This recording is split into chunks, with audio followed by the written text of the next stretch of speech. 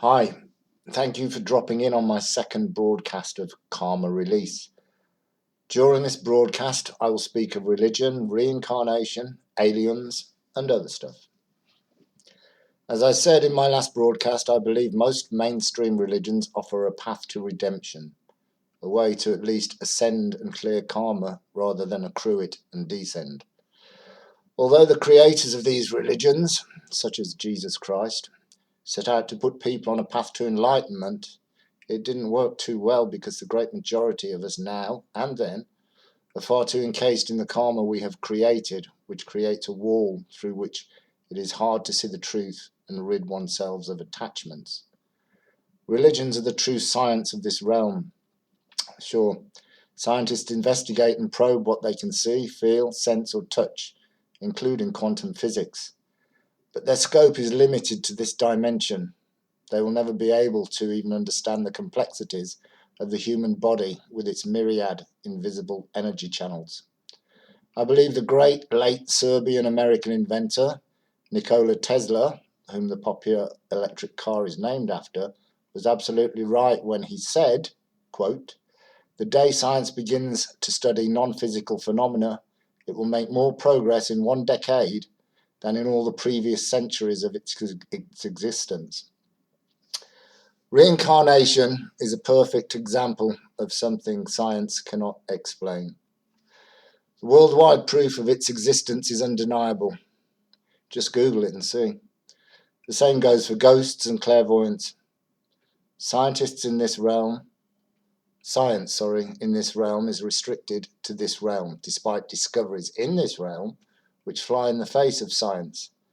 Science would have us believe that we evolved from apes, which is an insult to the human race.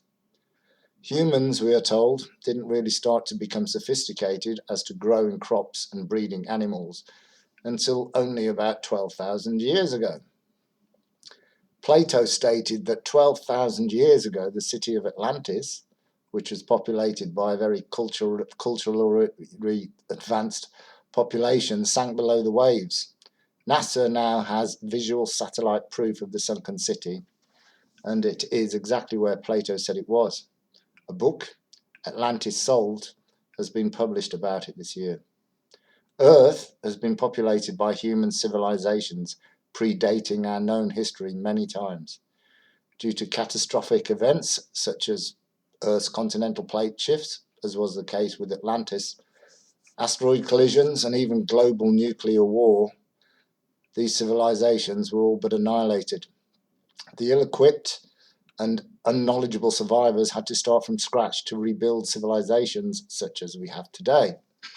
But the time is drawing very near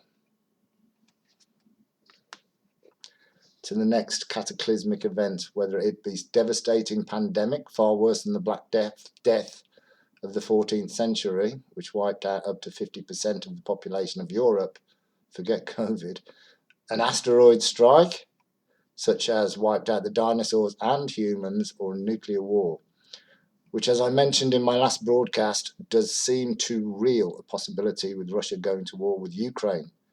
There are also various practices where people develop superhuman abilities, such as tolerance to cold.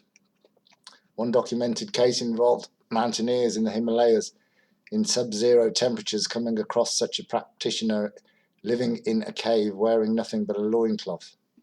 Another practice known as inedia, or, this is hard, breatherism, it's weird, enables people to live on next to nothing food-wise.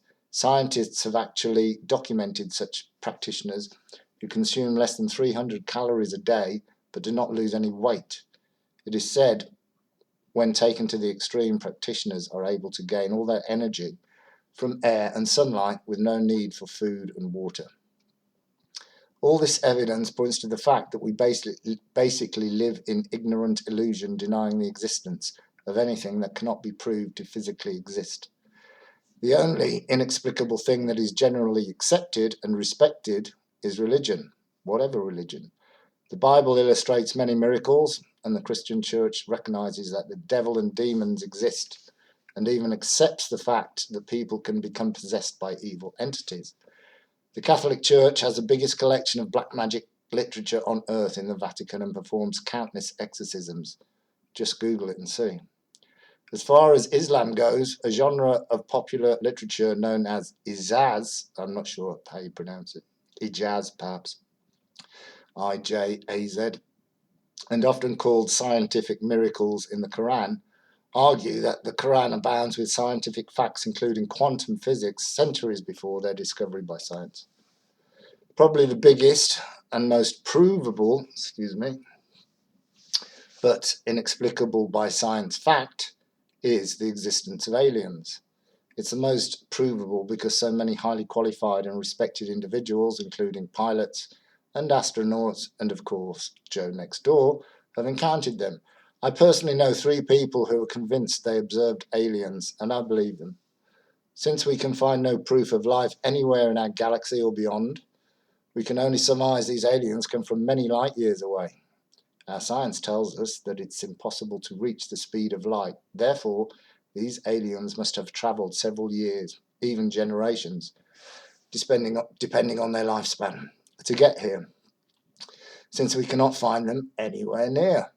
Yet they seem to pop up in and out of our environment or dimension at will, and the vehicles in which they do so defy our laws of physics in this dimension. If it took them so long and therefore so much effort to get here, why don't they stay?